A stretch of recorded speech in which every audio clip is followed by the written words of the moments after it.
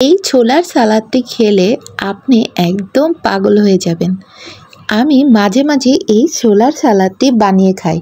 এখন যেহেতু রোজার টাইম, তো সবার বাসায় ছোলা থাকে, সো এই খাবারটা বানিয়ে খাওয়া খুবই ইজি হবে।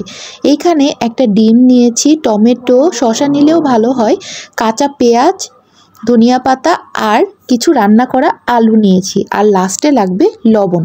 আর যারা ঝাল খেতে পছন্দ করে তারা কিন্তু অনেকগুলো মরিচও নিয়ে নেবেন। আমি কিন্তু অনেকগুলো মরিচ দিয়েছিলাম। প্রথমে সব কিছুকে একদম সুন্দর করে মেখে নিতে হবে, আর সামান্য একটু লবণ দিয়ে মাখতে হবে, এতে করে মাখাটা অনেক ভালো হয়। আর ধনিয়া পাতা তো অবশ্যই দিবেন, এটার থেকে অনেক সুন্দর একটা ফ্রেগ্রেন্স আসে। আর যারা কাঁচা পেঁয়াজ খেতে না পারেন তারা অবশ্যই পেঁয়াজগুলোকে হালকা সতে করে নেবেন। কিন্তু আমরা যেহেতু কাঁচা পেঁয়াজটাই খেতে পছন্দ করি, তাই কিছুটা কাঁচা পেঁয়াজই এখানে দিয়ে দিয়েছি।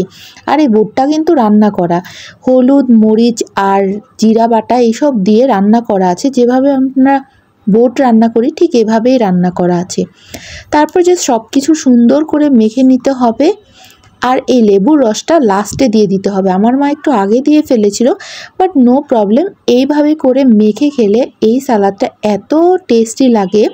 আপনারা যারা ডায়েট করছেন তারাও কিন্তু এই সালাদটি খেতে পারেন। ডায়েটিশিয়ানরা এই সালাদটাকে কিন্তু সবাইকে রেকমেন্ড করে, খেয়ে দেখবেন অনেক টেস্টি।